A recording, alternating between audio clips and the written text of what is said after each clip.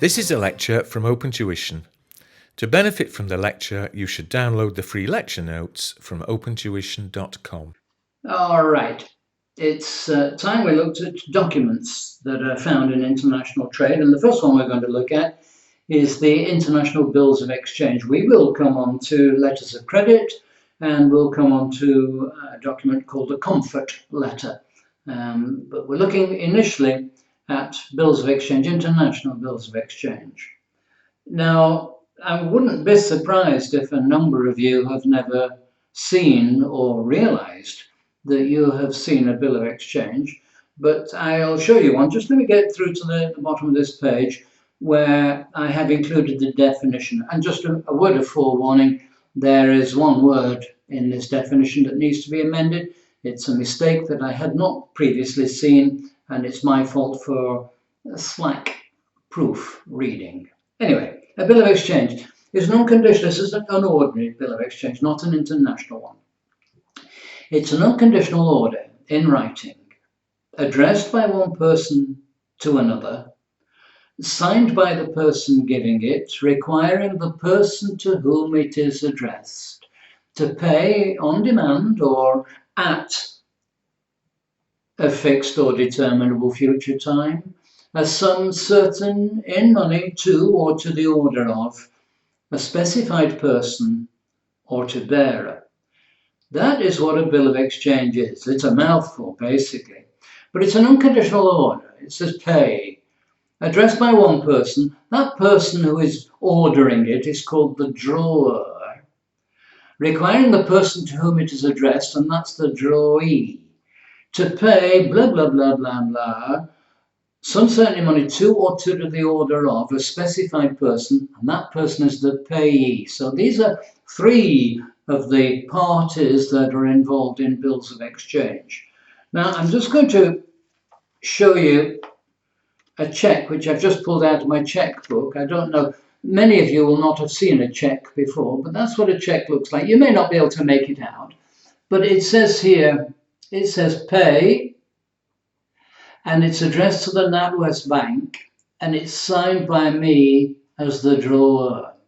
And there's the space for me to write the name of the person to whom I am making the payment, that's the payee.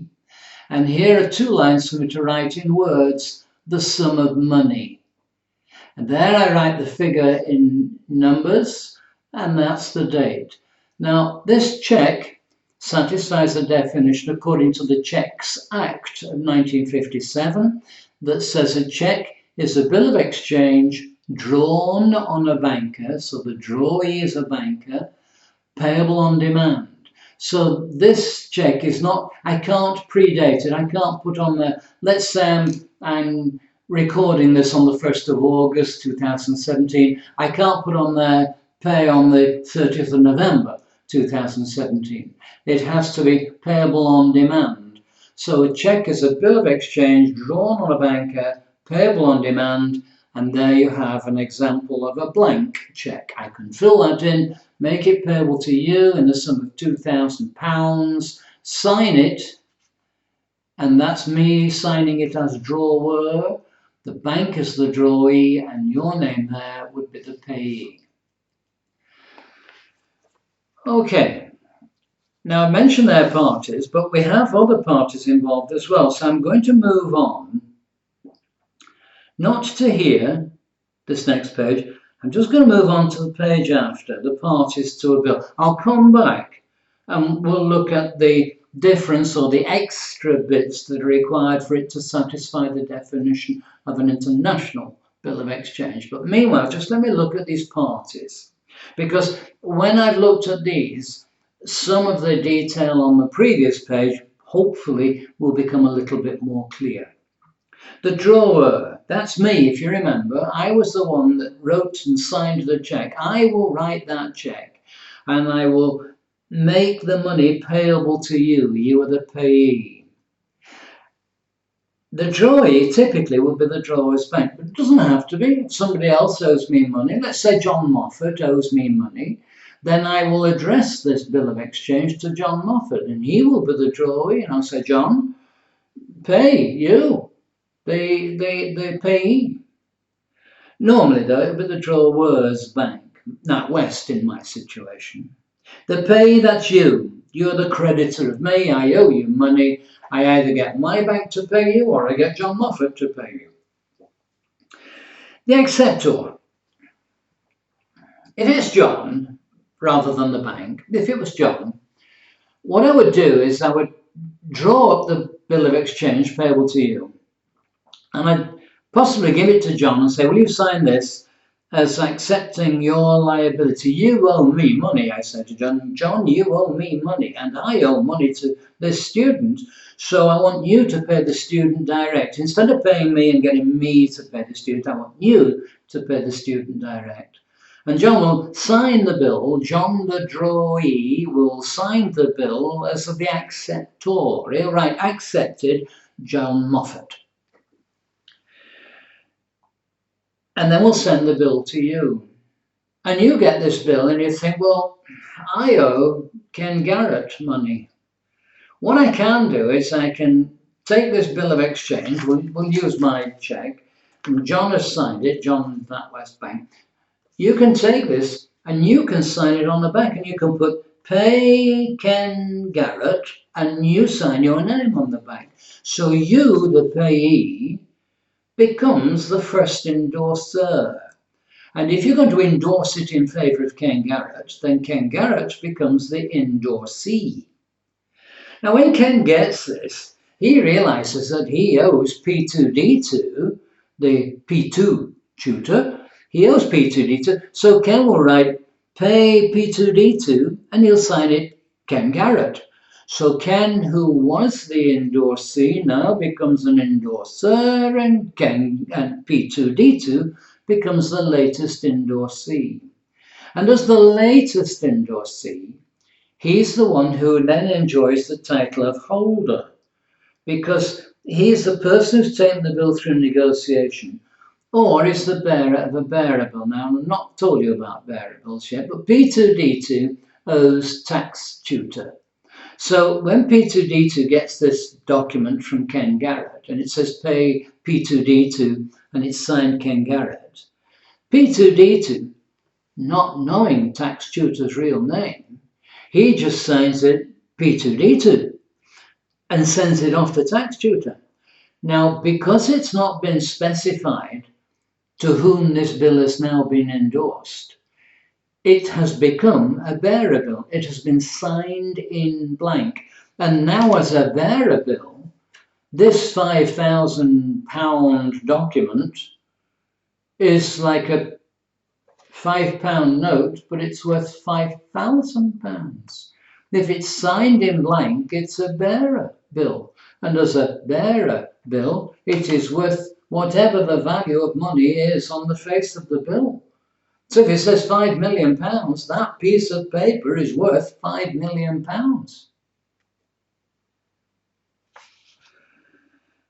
All right, a guarantor, lastly, a guarantor, a guarantor in case of need. John Moffat is not a bank, and before the banking crisis of not many years ago, banks were deemed to be steady, solid, safe places.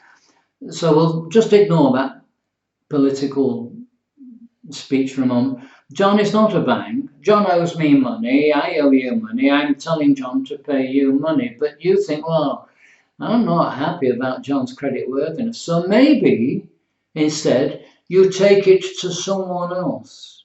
Maybe you take it to admin and you get admin to guarantee that John will pay the money when this bill is circulated and eventually comes back to John.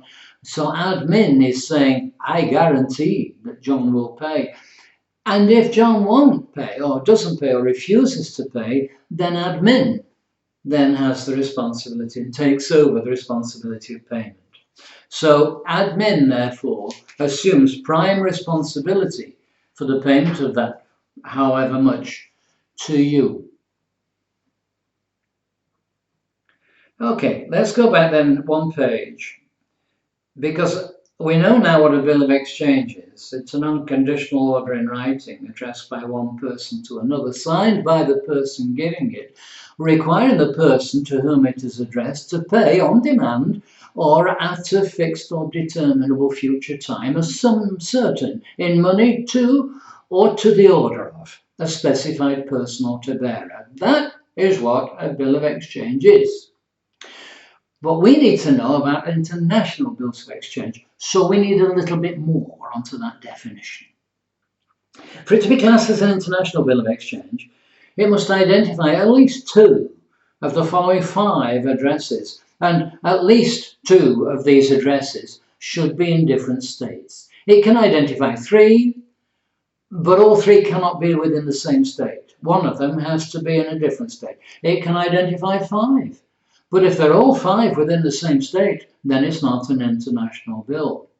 But it can go down as low as two, and so long as they are in different states, then it will satisfy the definition so far as that is concerned. And these addresses are where the bill is drawn up, where the drawer signed it, where the place where the drawee resides, the place where you reside, the payee, and your address, or the place where it is to be paid. So those are the five addresses. It doesn't matter, we don't need all five, as long as we have two, and as long as those two are in different states. If we have four, then at least one shall be in a different state than the other three. It could be 2-2, it could be 1-3, whatever. In addition, it has to bear the words International Bill of Exchange, and that's according to the UNITRAL Convention. UNCITRAL Convention. I can't get my head around that name. The bill will be sent, now listen, the bill will be sent by me to my bank.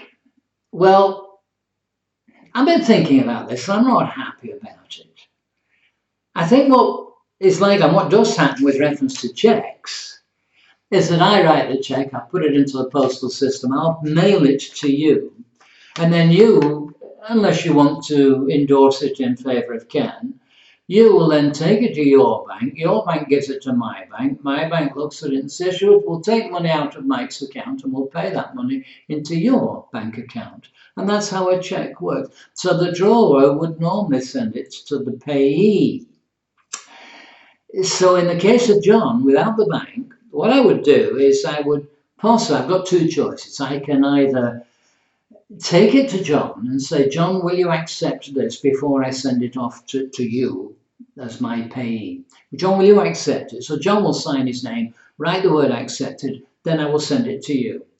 Or I will simply send it to you and you send it to John for acceptance to confirm that John really does think that he owes me money and that I have instructed him to pay you. So I'm not desperately happy about the drawer will send it to the drawee. I might send it to John, but I might send it to you for you to send to John.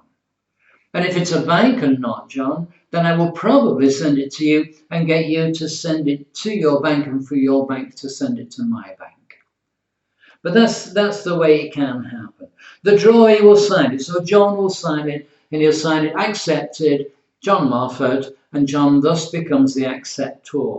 And he assumes primary liability because he's the one that owed me the money that I have instructed to be paid over to you. By that signature, he becomes the accepted. The accepted bill will then be delivered to you, the drawee's creditor, and in turn, you can, if you wish, you can direct that money, instead of being now, if you want your money now, instead of at some fixed or determinable future time, which might be 90 days or 120 days into the future, if you want your money now, you can take it to your bank and you can sell it to your bank. Or you can say to Ken, Ken, I owe you 5,200. Will you accept this international bill of exchange drawn by Mike, drawn on John, who has now accepted it? Can I pay you this 5,000 and we'll get complete discharge of the amount 5,200 that you owe to Ken? So you get the benefit of it straight away. Or you can sell it to the bank. You'd sell it to the bank instead of for 5,000, the bank might only pay you 4,900 because the bank is having to wait to collect on that debt. The endorsement, you'll then sign it in favour of the bank, or you'll sign it in favour of Ken, pay Ken Garrett, and sign your name. And Ken's in the same position. Ken will say, well, I could do with the money as well. So Ken will sign it, pay P2D2 and sign it Ken Garrett.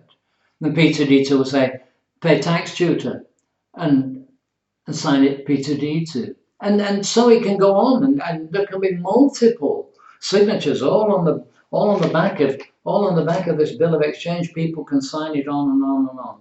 Just a quick word, it's not possible now on UK checks because there's two words here, account payee, and it means that if I make it payable to you, then it can only be paid to you, the account payee only.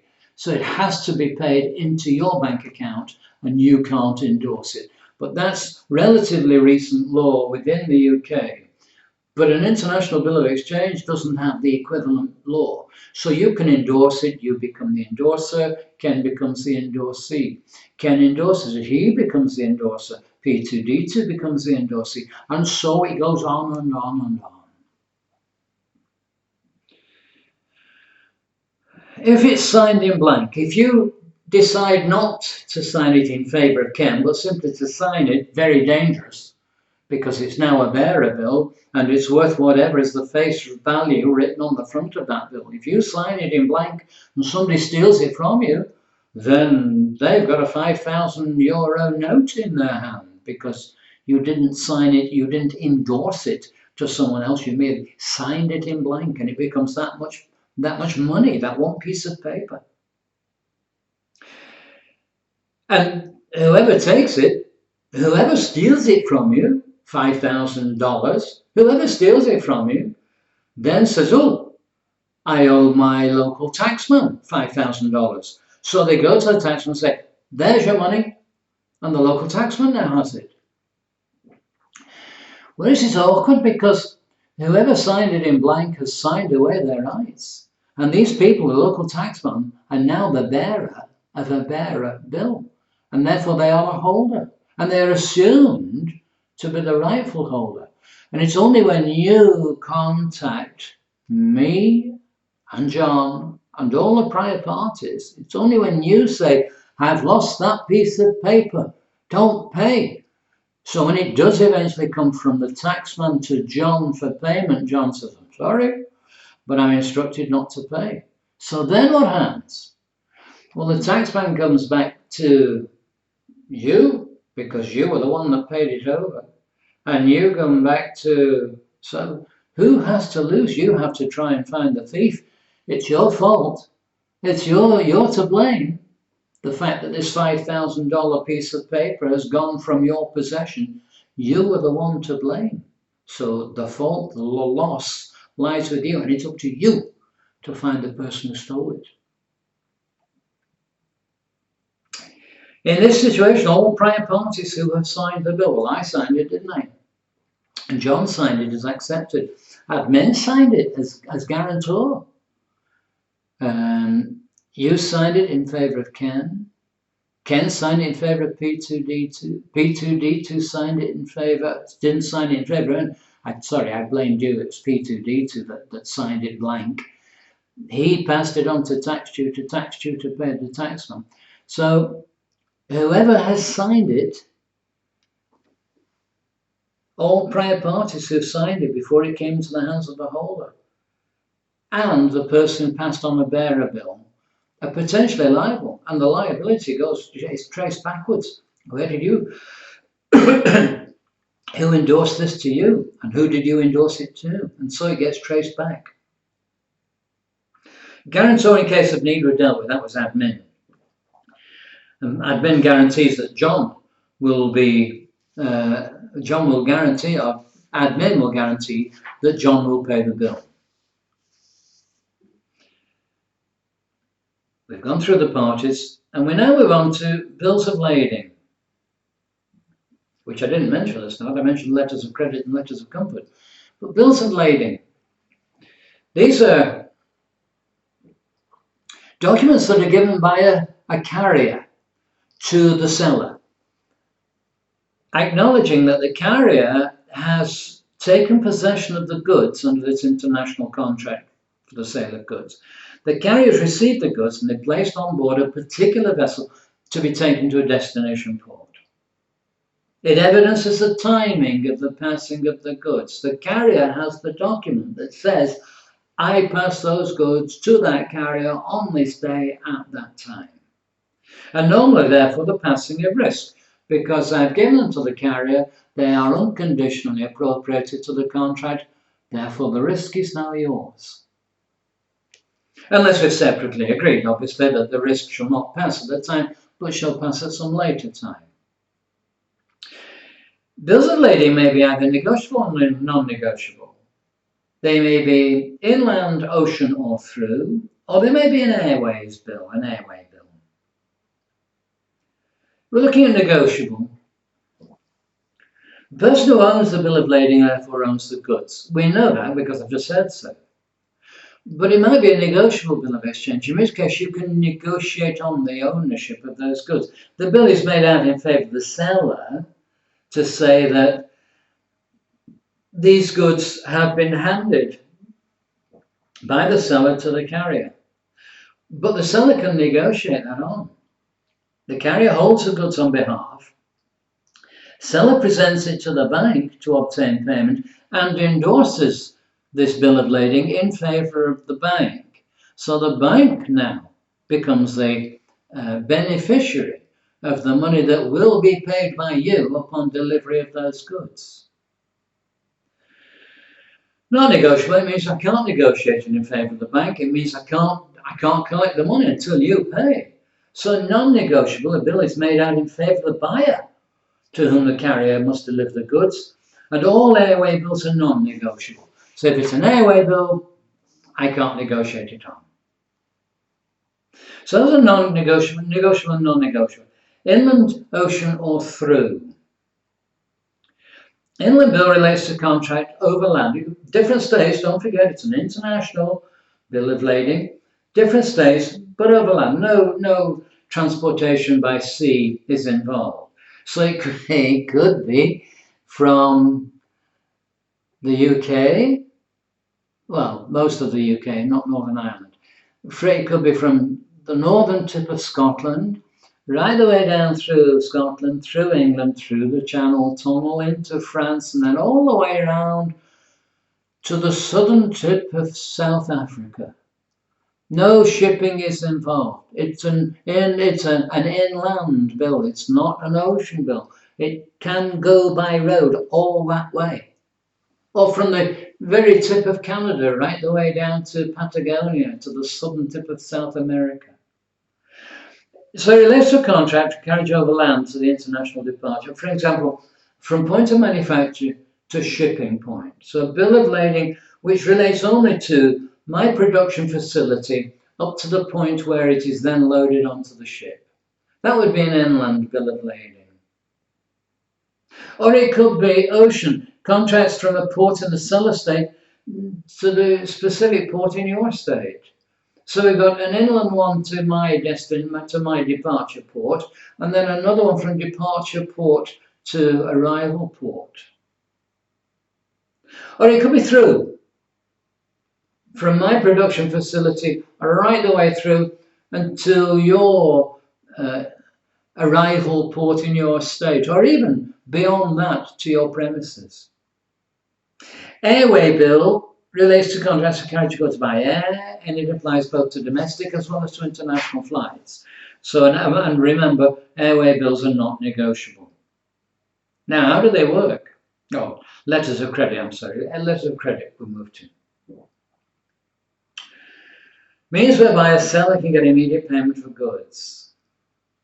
This used to happen in Queen Victoria time. Queen Victoria died in 1901, I think. Came to the throne in 1839 and died in 1901. And English people of inverted commas, good breeding, wealthy people used to do the European tour. So they would set off and they'd go to France and then Belgium and Holland and Netherlands and then Germany and then Italy and Switzerland. They used to do the European tour as part of the education process of wealthy young, particularly wealthy young men. And they would be given a letter of credit. So they could go to any bank in one of these other countries and produce the letter of credit, and the bank would give them money according to the value of the letter of credit, and then contact the bank of the person that gave them the letter, and that other bank in the UK would then transfer money across to the bank that had just forwarded the money or given the money to our traveller. That's basically what they are. It's a way of obtaining money. That means whereby seller can get immediate payment for goods sold, but the buyer still enjoys a period of credit. The person buying the goods still has this period of credit available to them. Letter of credit should be arranged before the contract is entered into. It's not meant to be a surprise. Oh, here's a letter of credit. So, and I shall pay you by letter of credit would be one of the contract clauses. And the mechanism is B, the buyer, buyer's bank, S, the seller, seller's bank. So, the buyer, there's the buyer, there's the buyer's bank, there's the seller's bank, and there's the seller. Now, instead of simply buyer paying money to the seller, what happens is that the buyer will instruct the buyer's bank to draw up a letter of credit. That's number one, to issue a letter of credit in favour of S, guaranteeing therefore that S will be paid. The buyer's bank then contacts the seller's bank to advise that the letter has been issued.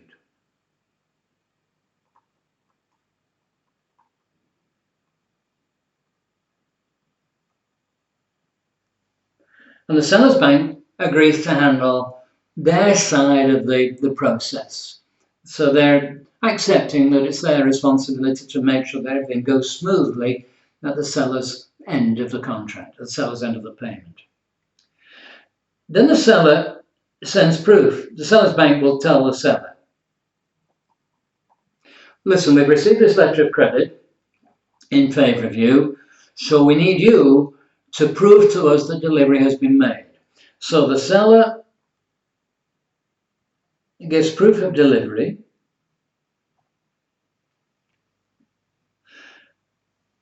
That's number 5. And then the seller's bank pays the seller. So there's very little delay in the seller getting payment for the goods. They have delivered them, and then the seller's bank will pay the seller. But you see, the seller's bank is now out of money. So what that has to do, the seller's bank will pay S and then sends this proof of delivery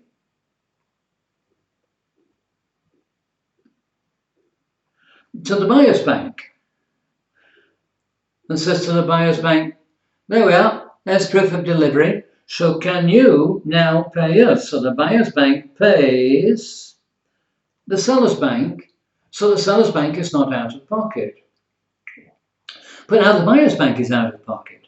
So the buyer's bank notifies the buyer and says, we've just had to pay out. So they notifies, so they will now deduct the money from the buyer's account, and the buyer then effectively pays the buyer's bank out of the buyer's account. So that's how it works.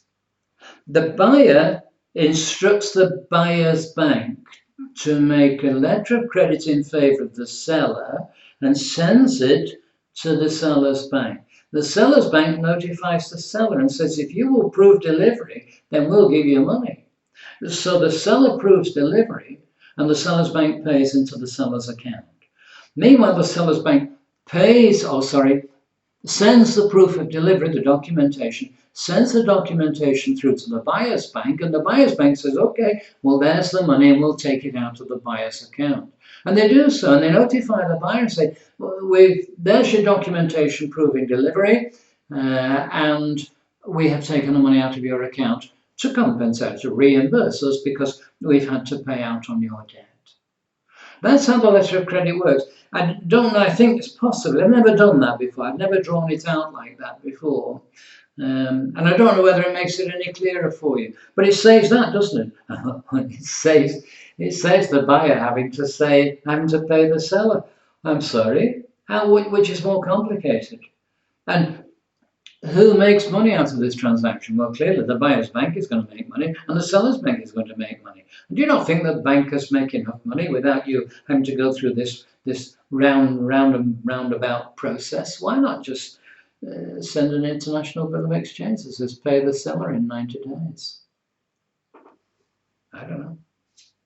Anyway, letters of credit may be confirmed or unconfirmed. It's at this stage, step 4. Step 4, if you remember, step 4 is where the seller's bank agrees to handle their end of the process. We advise the issue of the letter, and seller's bank says, yes, okay, we'll deal with it. So the seller's bank is confirming that, yes, okay, we can carry on and we will deal with our end of it.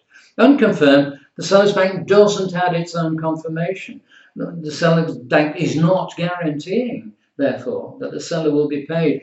And herein lies a problem. A letter of credit may be revocable or irrevocable. If it's revocable, it gives the buyer the opportunity to change the details. And I'm not sure of the process of how that happens, but it is available, apparently, for the buyer to change the details. At what stage through this process, I don't know. But if it's a revocable letter of credit, then the buyer has the opportunity to renege on the deal. And that being so, it's not a particularly secure way for the seller to negotiate payment. If it's irrevocable, then the seller will be paid and the buyer cannot amend the details. If we move on, letters of comfort. I always felt that this was a misnomer. A misnomer, because auditors used to ask for this. When I was an audit student, when I was training to be an accountant, we always used to get a letter of comfort from the parent company. And typically this would happen where there was a subsidiary which was being audited and the subsidiary was in a financially difficult position. So what we would do would in order to allay our fears about the subsidiary not being a going concern, we get this letter of comfort from the parent company. We, the directors of the parent company, indicate that it is our intention fully to support our subsidiary through its time of financial crisis. And that would be a letter of comfort for the auditors. This is what a letter of comfort is.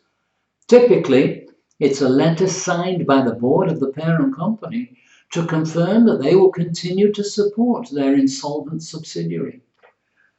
Applies involving groups of companies, written by parent holding company indicating intention to support, subsidiary typically subsidiary is insolvent or trying to raise finance. It's just a comfort.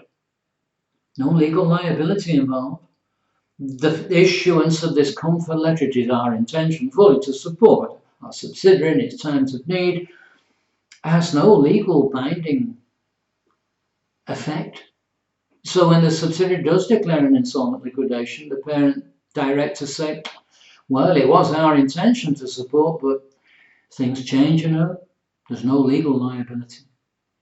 So it's a comfort. How much comfort is a letter of comfort? Well, you tell me. How much comfort should you as an auditor get when a parent company says it is our intention? Blah, blah, blah, blah. And you're quite right. Very little.